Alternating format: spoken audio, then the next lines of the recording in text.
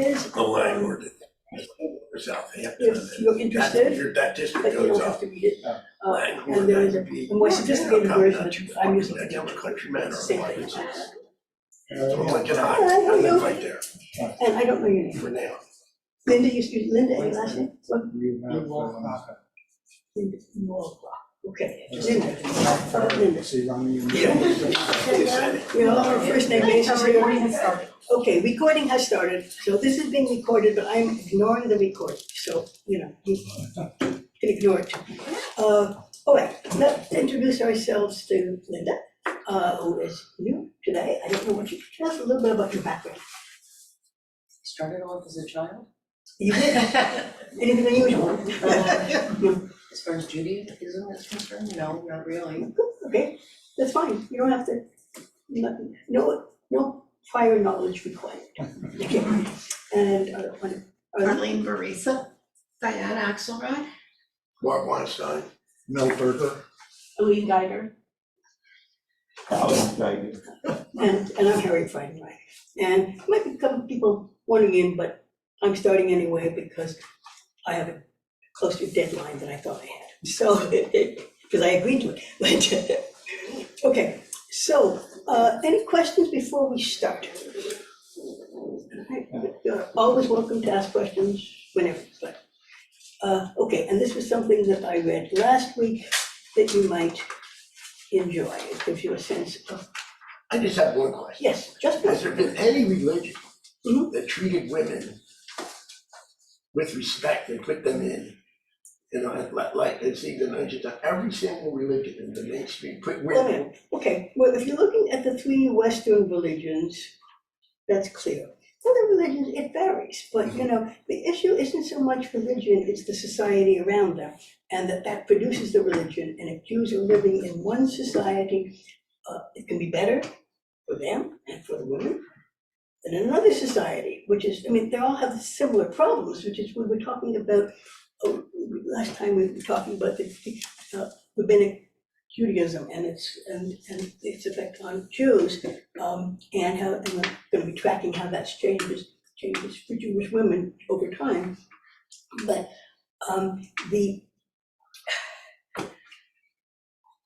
the answer is because women, I guess, do not have the same physical strength as men. They are de facto discriminated against in every society. Men are given power over women because they got, not only because of strength, but because that society is, well, we live in a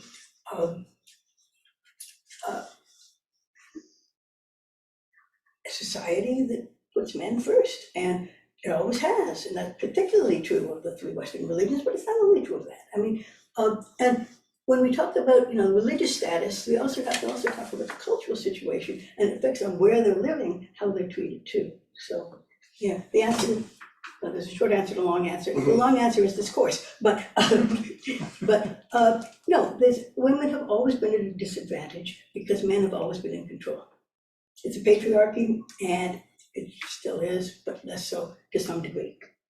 So, we talked last time about the status of women in personal status, etc., and Talmudic era. I can't go into all that again, but we hadn't quite finished. So I don't know, did we get to talk about women in Jewish public life? We'll start there. Okay, what role do Jewish women play in public life since the rabbinic times, which, and the Talmud is compiled around 500, 600 Common Era, okay? So it's been around for a while. And the Talmudic law has not, it's evolved, yes, but Jews are still rabbinic. Their lives are not based on the Bible, or what's Torah, as we call it, but in the oral Torah, which is the Talmud. And that was developed, well, the one we go by is the one in Babylonia. It was compiled in the year 500, 600. And and what we're saying about the Talmudic era remains in effect, at least for Babylonia. So for it's the sort of the Middle East, but Palestine by this time was part of the Roman Empire, and, but Babylonia was still, is Persia, okay? And it remains separate, part of it, part of Eastern sphere that will eventually become Islamic after the 7th century. So, the women in the synagogue, no rights. Now, there's always been a debate as to whether historically women attended the synagogue or not. In other words, was there a women's section, and were women allowed in the men's section ever, or were they ever sort of excluded completely? Those are the possibilities, right? Well, now, it's definitely true that women over the years have not been required to attend public services because they're not obligated to do anything that has a fixed time. But they, there were always some women who went to synagogues, no matter when and where. And in most cases, we know, although not so much for the Roman era, we know that there were they were in separate sections. They were separate, but now, but they definitely attended services, and some of them, most of them didn't never know Hebrew because they weren't taught it, and they weren't given much formal education. Neither were most men, but they. But the role of women in the synagogue was very, very limited, and they could interact with other women essentially. But often, especially after the 16th century, we'll see if I get that far today, they were basically discouraged from coming to synagogues and being together with men, some exceptions, okay? Now, there are some sources about, not from Babylonia, but from the Roman Empire that seem to indicate, not from Palestine either, but from the Roman Empire, seem to indicate that there were definitely women who were involved in public life as benefactors, as patrons. Okay, so they could control money, and so that they, there are inscriptions from, I think I talked about it last time, one from Smyrna, Rufina, and all kinds of other places. We have inscriptions that indicate that women were sometimes referred to as archsynagogus, presbyteros, or mater synagogus, mother of synagogues. So, but basically, they could, so as we'll see in a couple minutes, the best they could do was to make things for the temple and then for synagogues, for handiwork, that sort of thing. But they were, and they were also, even more significantly, they were excluded from the study house. And that was what was valued in Jewish life, was studying. Anybody who was, any male, all Jewish men received some kind of basic education, first at home, of course, but then later on, more formally. But Jewish girls only learned at home. And they knew what their mothers taught them, because that's what they had to know. They knew all the laws that applied to them, and those referred to what they were required to do in daily life religiously.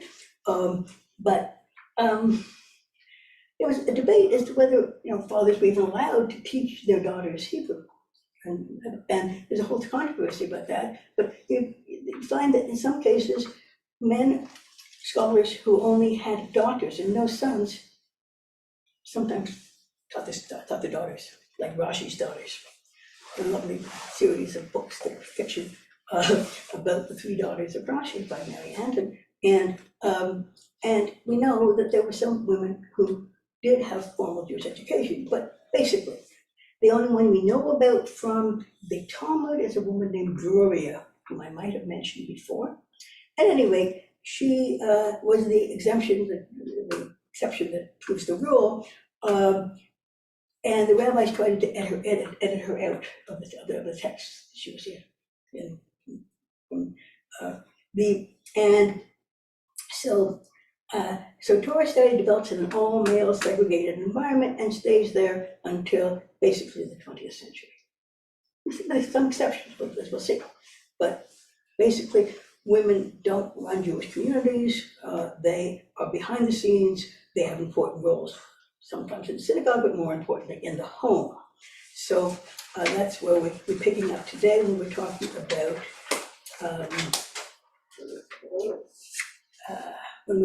about medieval Jewish women. And now we're going to be dividing the world into several different regions, and we're going back and forth and back and forth. But in the most Jews up until about certainly until the 10th or 12th centuries, they lived in the diaspora. They lived outside the land of Israel, but they were more likely to be living in Babylonia than they were, and in what becomes the Islamic world after the 7th century, than in Europe. Now, Palestine was part of the Roman Empire, and so people who left Palestine went to Egypt. Had a significant diaspora community from way back when, before the Common Era, and the largest community was Babylonian, but Egypt had a significant community, and there are smaller communities in places like Rome and places in North Africa, what have you. Jews become a diasporic nation. Certainly after the destruction of the Second Temple, if not before, actually the destruction of the First Temple, but which was 586 BCE. But the Second Temple is destroyed in the year 70, and then there was also a rebellion that ends in the year 135, the Bar Kokhba rebellion. And at that point, many Jews who had been living in Palestine, the land of Israel, I use the terms interchangeable because that's what they are, in the same place. They were basically no longer allowed to live there, at least not in significant numbers. They weren't allowed to live in Jerusalem. So, but we will get back to but many more were in the Muslim world than they were in what becomes the Christian world. What becomes the Muslim world becomes the Christian world. Okay, so those are the two basic groups here. Now, the expectation of women remains the same. The women's expectations are domestic. And what does that mean? What are they expected to do? Well, Clean, take care of the kids. well, yeah, sew, spin, weave, all kinds of stuff. They make the things in the home, and food, okay, food preparation. And they were also supposed to leave, so they had these things at home. Also, of course, a life of good deeds. You have to follow all of the negative commandments of the Bible, and those positive commandments theoretically are not time-bound, but that's an iffy category. And of course, they're supposed to marry well, fairly young age, it varies, as we'll see in different societies. And they're supposed to have children and take care of them. That's their main role in life. However, we'll also see that Jews almost everywhere, Jewish women, are active in the economy. And also sometimes they have their own religious and communal roles, especially among other women. So they do have some public roles, but it's very limited in what becomes the Muslim world, because women just don't go out. But in the Christian world, which we call Ashkenazi, eventually, they did have somewhat more freedom.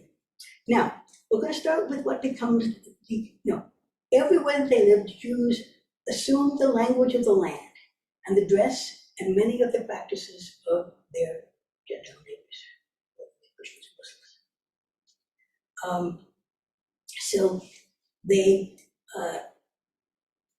So the prevailing local cultural attitudes influence Jews and affect the way they observe, the way they live their lives on the whole.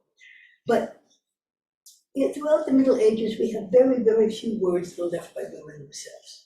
So all we know about is what we learn from men or from archaeological sources or any kind of other remnant sources that we can put together, but it's not connected very well. Okay. Now, for what becomes the Muslim world, and it becomes Islamic after the 6th century, no, sorry, yeah, 6th century is the beginning of Islam.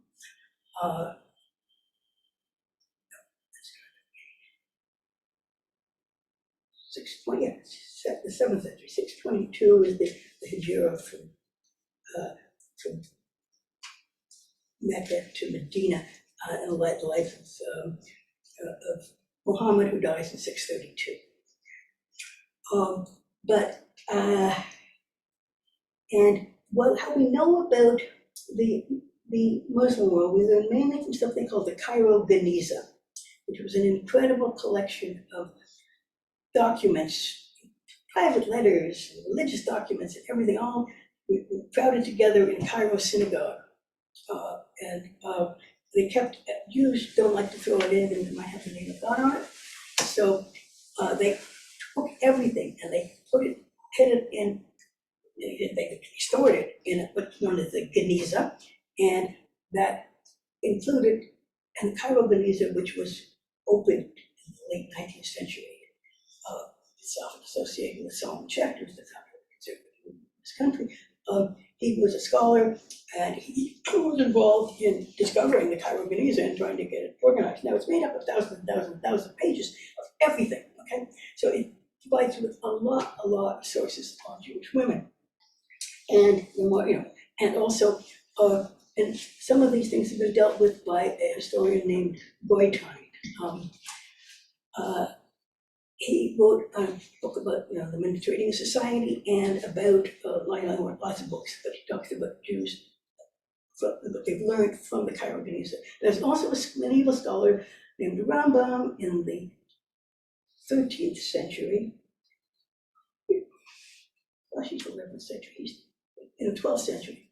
Oh, come on, my dates are getting worse and worse. And anyway, Rambam is much in High Middle Ages. And he made a lot of rulings dealing with women, so we know something more about some of the changes at that point. Okay, now, what do we know about women in the Muslim world? What do you know? Well, what it's like to be a woman under medieval Islam, let's say you're living in Egypt. What would like? Yes? You're in the control of your husband and father. Yeah, that was true anywhere you might live. Yeah. But yes, it's certainly true in a Muslim society, more so than even in the Christian society, which is bad now. What age did girls marry in under Islam? Early. 15 to 16. Yeah, well, actually, in the Muslim world, they married later than in the Christian world. They often married in their late teens or early 20s. Whereas in the Christian world, they often were married off as early as, well, they were betrothed often at the ages of 8 or 9, and then they were married off at 12 or 12 and a half, which is when they reached the age of maturity. Okay, so they're married younger in Europe than they were in Asia, essentially Asia, Africa. And all the marriages, of course, before the 20th century were arranged marriages. And often in the Muslim world, very much like their Muslim neighborhoods, they're often married within extended family. Okay, or someone connected by business. Okay, so the parents arrange it, fathers usually, and you marry whoever your parents choose, although you have the right of saying yes or no. You do have that option. And what's really important in women's lives is their dowry. Why is dowry important? Financial security or Financial security under what circumstances? within what?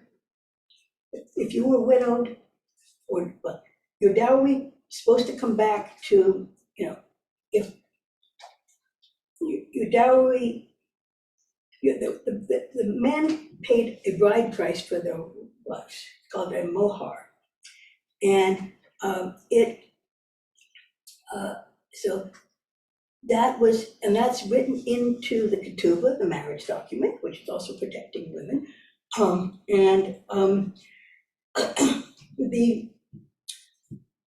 But the dowry is usually worth more, and that means that if you come from a wealthier family, you can generally marry under more favorable terms than if you come from a poorer family.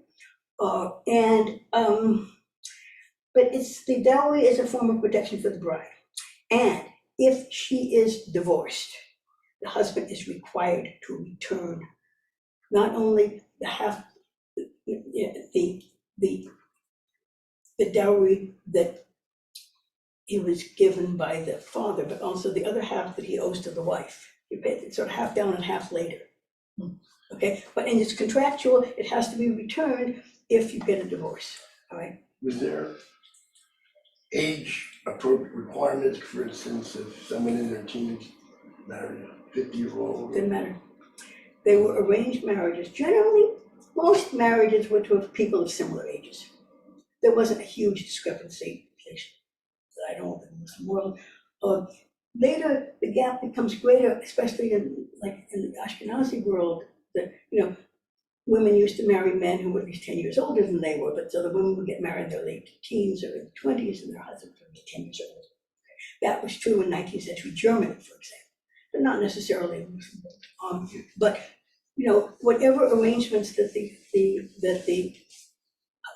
parents could make, that's who you're married to. You didn't generally get married before you were about 12 or 13, but you could be betrothed or engaged before that. Now, what was part of what was included in a dowry for a wealthy girl? Jewelry, Jewelry, yes, what else? money, Yep. Mhm. Gold, Yep. Mhm. sheep. Real estate, household objects. farmland? Well, yes, I mean, you see, girls according to Jewish law, girls do not inherit from their fathers upon their death. They got a dowry when they were married, and that was their share of their father's estate. And that's why many fathers, especially in the Ashkenazi world, but even elsewhere, wanted to make sure that their daughters married well. So they betrothed them at a fairly early age. Okay, and they might be 7, 8, 9, not supposed to be able to do that, but they do that. And then they would get married when the girl reaches 12 or 13, or in the case of the Muslim world, they're getting married older than that. But but also you could bring into your marriage not only money, but also if you had a maidservant, a slave maidservant would come with you too. And and if the woman had enough other people to do the work, that she didn't have to do it all. I mean, she was supposed to, no matter what she did, she was supposed to spin and weave, but on the other hand, they could have people working for her. And often the dowry, which was, a mother would pass on items from her dowry to her daughter when her daughter got married. Her daughter she married off, okay? So now, what really, this gives you minimal protection. But in the Muslim world, it was quite common for wealthy families, at least, to put clauses in the ketubah, in the marriage contract, that would protect the woman, because they're living in a Muslim society and women don't have too many rights. So, although they did have the right to own property in the Muslim world, not so much in the Jewish world, unless they inherited from part of their dowry. But sometimes your ketubah might state that if your husband walked out on you, he would promise you a get, a Jewish divorce. That's something that we would today call in the conservative movement, that is a Lieberman clause in your ketubah, which I have in mind. says if we get a civil divorce, that my husband is obligated to give me a Jewish divorce, so I can be married Jewishly. Okay, so that could be in there, or it could also, in the Muslim world, which had polygyny, men could marry more than one wife, you could have it written into your ketubah document that your husband could not marry another woman in your lifetime, without your permission at least. Also, it could be written in there that he wasn't gonna beat his wife, because people did that, and people still do. But it was, but it could be written there that if the husband beat his wife, she could take him to a Jewish court and require a divorce. Okay? So, now, Is that in the Jewish wedding that, yes, so you're, well, you have to write it in though, it's not understood. You have to put an extra clause into your get that says your husband can't beat you. Right? But- Ketubah. In the ketubah, well, it's attached to the ketubah, it's not really part of, ketubah is a formal document, okay? But then it has all these, you could have, added on. Codicils or Yeah, it's like like a marriage, a prenuptial agreement, okay? And also, they could, ketubah could state that husband could not forbid a woman from seeing her family or from her parents, visiting them. Now, they're supposed to be allowed to do that anyway, but sometimes husbands would restrict. And in such cases, you can't. If it's in your ketubah, you can't do that. And, their husbands also could not travel without their permission. That you need this in your ketubah because many men were involved in commerce, but whatever it was, and they did a lot of business travel. And sometimes they'd be away for extended periods of time. So you could forbid your husband to travel, or restrict the amount of travel he could do, or else you could insist that if your husband was going traveling, that he give you a conditional divorce before he leaves. Okay? Now, this is all very nice, and it pertained to you if you had if you thought ahead and your father put this into your documents, or you could do that upon marriage. And normally, women didn't have that. They just had the husband was allowed to divorce his wife at will, except that, and we'll see when later some places they have to get their wives to consent. But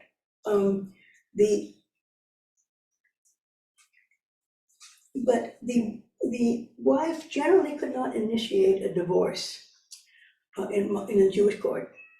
It had to be given by the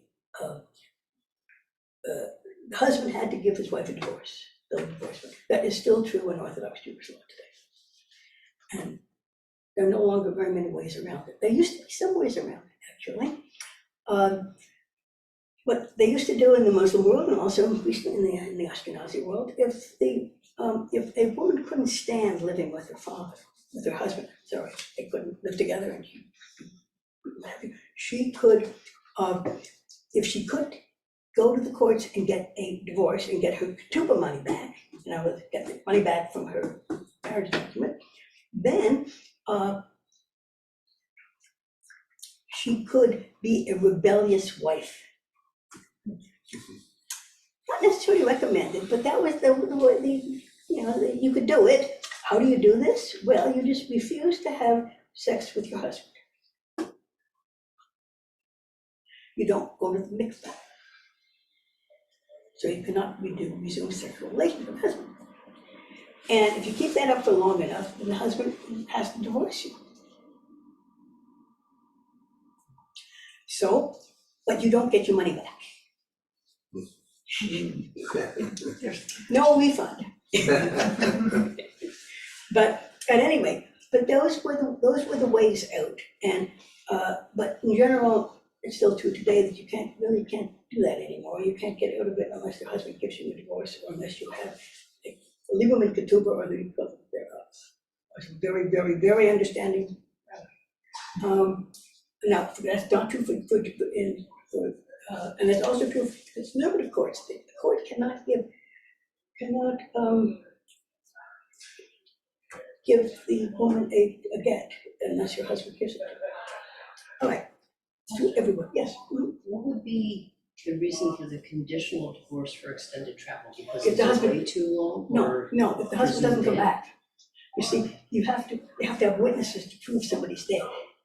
And if you don't have two witnesses, the person is not dead, and they disappear. Now, that of course has come up in research, Israeli law, for example, if somebody goes down with a submarine, you need to get the body back. So that is understood, and the Jewish courts eventually issue a divorce, okay? But basically, if conditional divorce was there, if the husband, for whatever reason, did not come back, whether he was alive or dead, but he still he would give his wife, once he had a conditional divorce, the wife would get a divorce. And if she has a divorce, she can remarry Jewish. If she doesn't, she can't. And that is a problem. All right, now, if you were a wealthy divorcee, you had no problem remarrying, with money, okay? If you were a poor widow or a poor divorcee, you could land up on public charity because you did not inherit from your husband. If you had, got your dowry back, great, you're okay, but then you have a dowry for the next marriage, okay?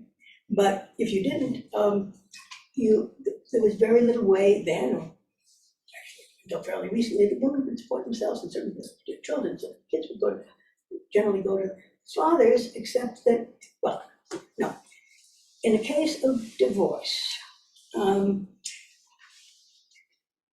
children up to the age of 6 would remain with their mothers. And after that, boys would go to their fathers, and daughters would stay with their mothers. Okay, in any case. Okay, so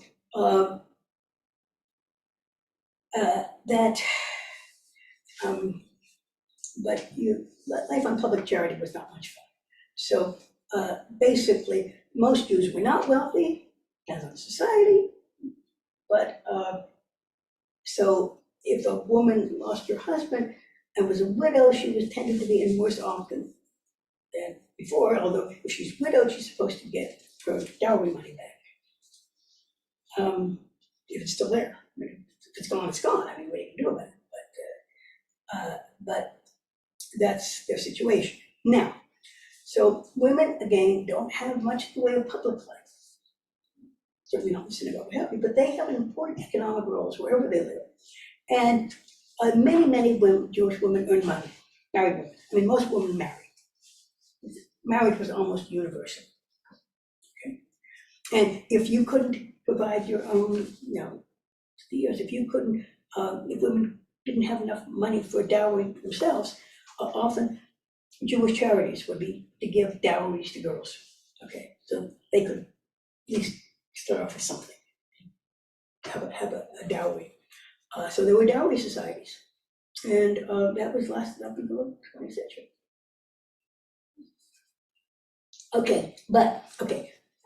In earning money, they did this mainly through needlework. At least this is the Muslim world.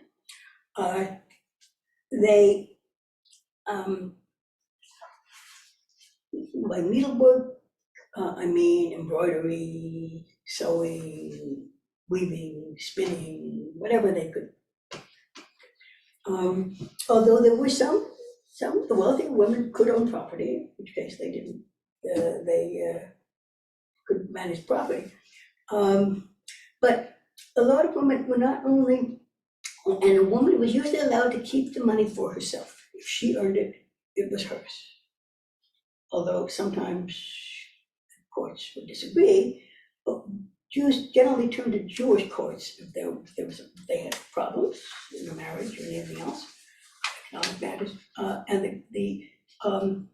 But in some cases, like in the Muslim world, if they couldn't get satisfaction from a Jewish court, sometimes women wanted a divorce and they couldn't get one in a Jewish court. Much easier in the Muslim world to divorce your wife. I divorce you, and you're gone. But The So sometimes you would threaten to go to a Muslim court if you couldn't get the divorce, if that's what you wanted, but, or that's what you needed.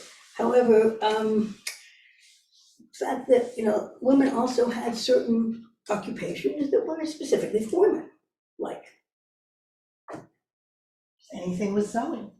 well, and it was sewing, yeah, although men could, Midwife? midwives, yeah, midwives, and you could, wet nurses, or, it was necessary. A woman dies in childbirth, someone has to nurse her children. And although not that many children survive, I suspect, but if they did, they needed them, and they needed a wet nurse and a nursing, so people to look after children. And also, women prepared bodies for the dead. That was something that they could do too as a public service. They still do. They clean houses, No. no maids or nothing. No, well, wealthy women had servants. They were actually slaves in most cases, but they had servants, yes. And you bring them into your marriage with you if you come from a wealthy background. But in most cases, women had to do everything for themselves. And as they always say, a woman's work is never done. Got lots to keep them busy.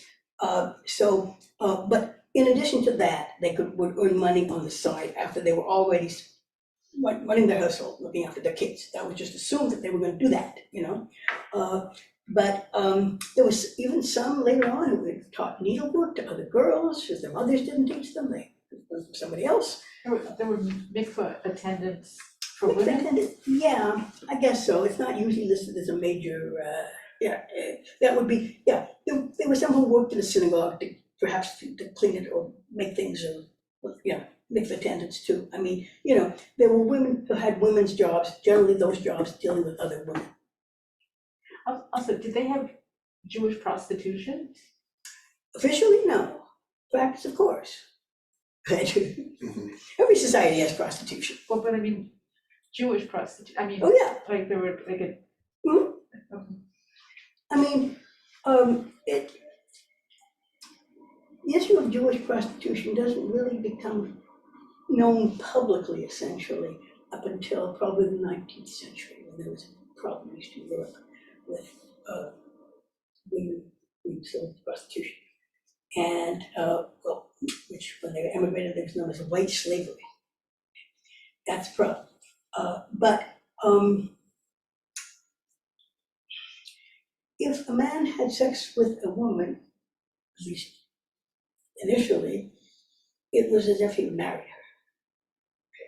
And she wasn't, she would often be forced to pre-rabbinic, she would be forced to marry the rapist, unless she could prove that she cried out. If somebody hurt her. But that becomes a little bit better later on, but generally, women had to consent to be married, and they didn't do it generally by becoming pregnant, although it happened, I suppose. They married at a very young age, for example, and also women were very cloistered in the Muslim world. You don't have to worry too much about going out and getting raped. Now, there were even some cases, apparently, of women who were physicians, midwives, but they weren't trained physicians. I mean, they were sort of traditional medicine, mainly for other women. Midwives would do that too. And some of them were oculists. That wasn't very sophisticated either. Most of the jobs done by women were small scale, marginal to the larger society, but important for maintaining the family. And generally, in most cases, women were expected to rely on their husbands for support, and if the husband couldn't support them, then maybe other male relatives or their husband's business partners could help them too, sometimes if they had them. But generally, women were lived within extended kinship networks, and they contributed to the family's finances when they could, and they led pious lives, and they devoted themselves to their children's welfare. That's basically what they were expected to do, and that's basically what most of them did, the best of their ability. Now, significant learning among women was very rare, especially in the Muslim world. So we know that because if women wanted to write a letter to someone, she had to hire a scribe. Okay. So, but not being literate, it turns out, was not held against women, because lots of men weren't literate either. You know, a woman could be pious without being literate, without being literate. Women also could lead services for other women without necessarily being able, they would know Hebrew, but whether they could read it or not, well, they generally could be at that point. There were some women who knew Hebrew. And more girls would eventually learn the vernacular, the language spoken around them. But in general, women were not supposed to be that learned, and you'll leave it at that. If they were wealthy, they sometimes donated Torah scrolls or oil or books for study. It helped out in the synagogue. But women played in separate women's galleries. They might have gone to synagogue, but they don't play with men. And that's Muslim world. It doesn't really change too much for a very long time until, I guess, 19th, 20th centuries. But in certain ways, women in the Jewish women living in the Muslim world were better off than women living in the Christian world, because men living in the Muslim world were better off than the Christian world. But there were certain times in the Christian world where life wasn't very much in danger, especially during the period of the Crusades. Okay, so the Middle Ages in Europe, in Northern Europe, France, Germany, etc., seems somewhat better than in the Muslim world because women are freer, but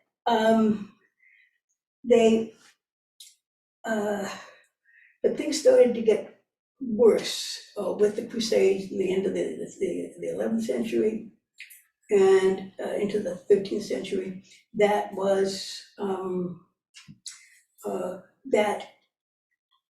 started to bring down the standard of living of Jews in the Christian world and of course Jewish women. Now, again, they lived in very small urban enclaves. Jews are rarely rural in either the Christian world or the Muslim world because they weren't engaged in agriculture because of taxation situations and not being able to own land and stuff like that.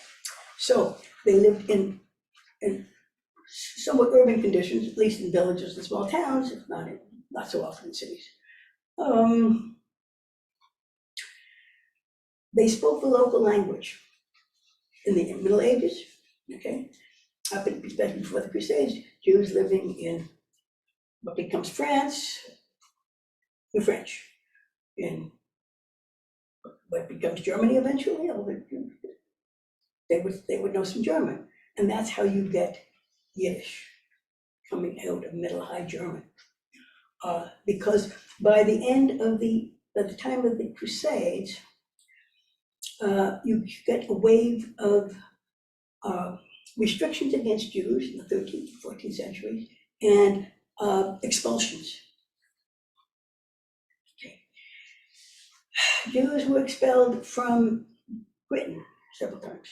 First one was in 1290, so this is the 13th century already, but in the 11th, 12th, 13th centuries, life is getting more difficult. They're getting more restricted, there's more anti-Semitism. It wasn't called that then, but it existed. And there was increasing taxation and legal disabilities placed on them. And that was, women didn't necessarily pay special taxes, but their men did, the families did. And they were also had to wear distinct clothing and then eventually badges. Things got pretty bad. And then, so they were expelled from England oh gosh, I'm terrible with dates. I should really copy them down, and I used to know them. Okay, they were expelled from England in 1290. Was it King Richard that did expel them? Yeah. Okay, the dates, what my problem is. And where did they go? The ones that were Okay. expelled from? The ones that were expelled, they went, well, if they were expelled from England, they went to Europe, okay? Mhm. So they lined up in German-speaking, French-speaking, okay? When they were expelled from France, which comes next in like 1394, they're expelled from all of France, but before that it starts earlier, and they're expelled earlier on from France. And then they allowed to live, they were never totally expelled from Germany, because Germany didn't exist. It was a lot of 300, as many as 360 or more principalities, whatever they were, very small states, city-states essentially, or principalities, or owned by the church, whatever. They they were always allowed to live in some parts of Germany, so if they were kicked out of one part of Germany, they often went to another part of Germany. It becomes Germany in the 19th century. And it is only, however, in the 14th century, you have significant numbers of Jews moving farther east, to Eastern Europe. Beginning, well, we're talking about the early modern periods when they started to really develop in Eastern Europe, but you start getting charters for Jews in Eastern Europe in the 14th and 15th centuries, and especially in the 16th centuries. By the 17th centuries, they are in hard times in Eastern Europe, but also Western Europe. Okay, so any questions so far? I think that was very confusing. Yeah. Sometimes they went the other way to the Caribbean, so you have, Ah, for that's instance, Curacao with the oldest synagogue in the Western Hemisphere. next week we're talking about Sephardi Jewry. Ah. That's Spain. They're not coming from. They're coming from Spain, sometimes via England, sometimes via Holland, but they had to be kicked out of Spain first, and that is 1492. Right. Okay, so that's the major expulsion. We haven't gotten anywhere near there yet. Okay, well, we're getting near there, but no. So there aren't too many places where Jews were allowed to live after, and then even fewer when they're kicked out of Spain and Portugal. And then some of them go west, and some of them go east, and they go all over the place. Okay, so now, when women in German states were better off, so were Jewish women. Okay, because when Jewish women sometimes played very important economic roles, at least before the Crusades, the small Jewish communities in Germany, or even after the Crusades actually, they could be merchants, they could be financial brokers, that's what their husbands did well.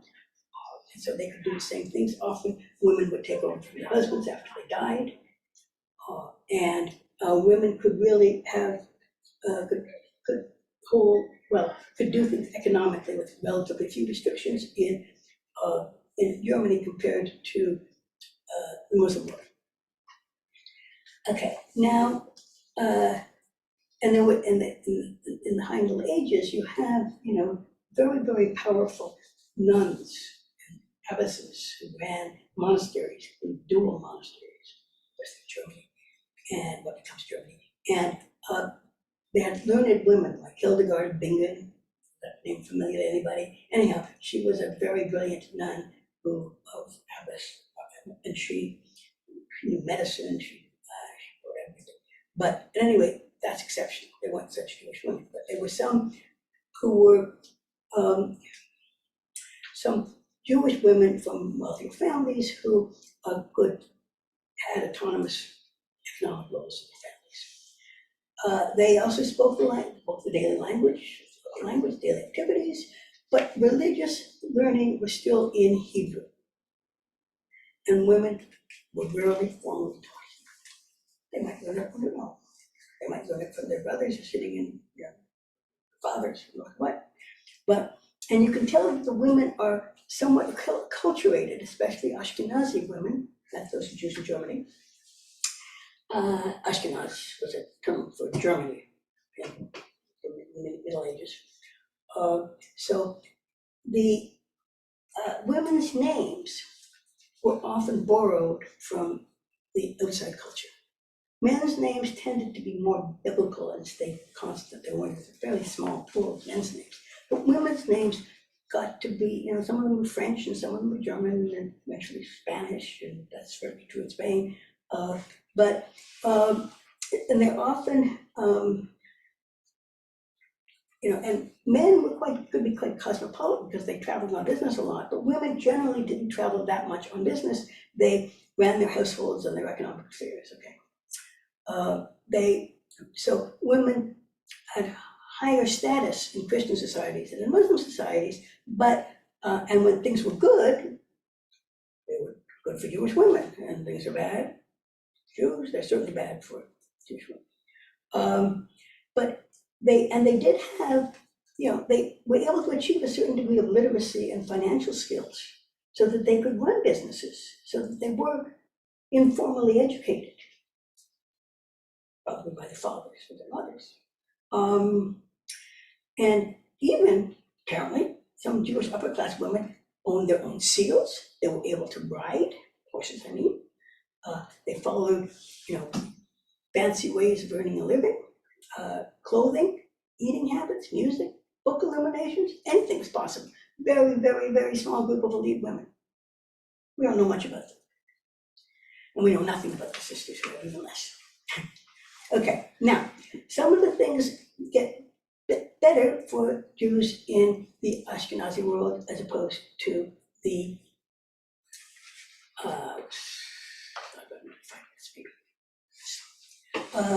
but they could,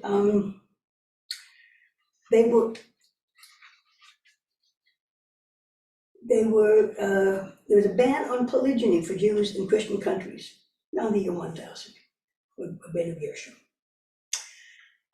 And so, because they live in a Christian society, eventually, the Christians don't like the fact that Jews could have more than one wife. They also did not support divorce. However, Jews still practice divorce, and they're the only people in the Christian country who could do it.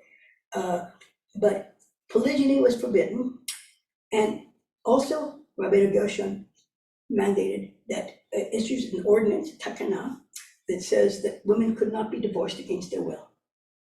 They had to accept their divorce. So to this day, if you're getting a Jewish divorce, the divorce has to be issued by the husband, but then accepted by the wife, either through a Jewish court or some messenger going up to sent out there to be delivered, and it has to be received.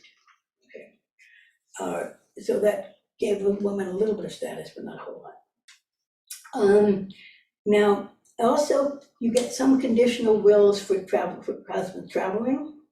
And in general, the standard of living was higher in the Christian world than the Muslim world, but, and even in the 12th century, the dowry of a deceased childless woman could be returned to her father if she died within the first year of marriage, and half the dowry would be returned if she died in the second year of marriage. That would be lots of death and childbirth.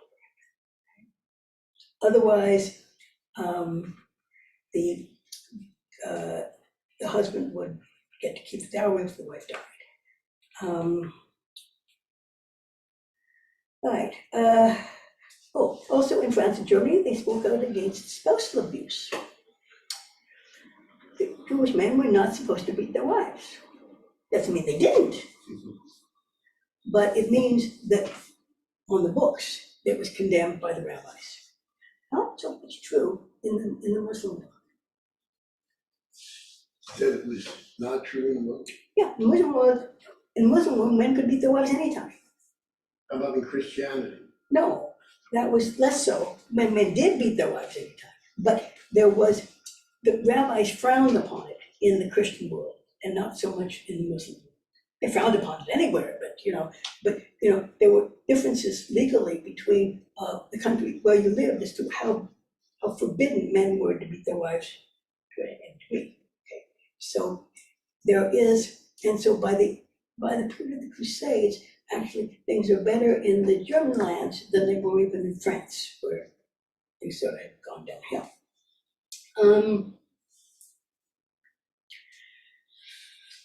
But divorces occurred fairly often, and that was easier for wealthy women to get divorced, to support themselves after they were divorced, because they had support from their families, and they have their dowries back. But if they were poor, not much to get back.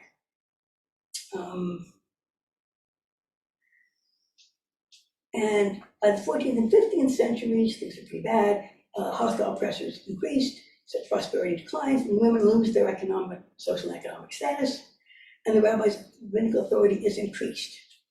So that by the mid-16th century, it was almost impossible for women to initiate divorce procedures. Before that, they could sometimes get around it by killing his wife, or by, there were ways of getting around it sometimes. But after that, no, blocked completely, and that's true. Now, the reasons why, I should be here any minute, but the reasons why women did better off in the Ashkenazi world to some degree is because they were economically successful, and the women's business skills would help another. Okay, so I will end there, and